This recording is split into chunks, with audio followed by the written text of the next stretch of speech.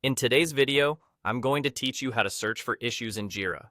Whether you're new to Jira or simply need a refresher, this tutorial will guide you through the process of finding issues efficiently, making your project management experience as smooth as possible. Let's start by directing your attention to the search bar located right at the top of your Jira dashboard. The search bar is your gateway to quickly locating specific issues without having to sift through endless lists manually. It's strategically placed right at the top for ease of access, ensuring that it's always visible and readily available for your queries. If you already know the title or the issue key, which is usually a combination of letters and numbers assigned to specific tasks or bugs, you can simply type this information directly into the search bar. Typing in the exact key is perhaps the fastest way to zero in on that particular issue. This approach is especially useful when you have a long list of tasks and need to find the precise one you're dealing with. However, we all know that it's not always possible to remember specific titles or keys, especially when you're juggling multiple projects. That's where the View All Work Items option comes in handy.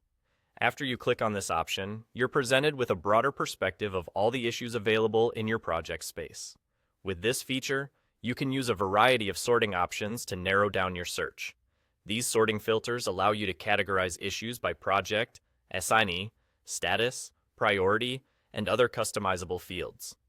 This method is invaluable when you need to scan through a list to find related tasks or when you're troubleshooting multiple interconnected issues.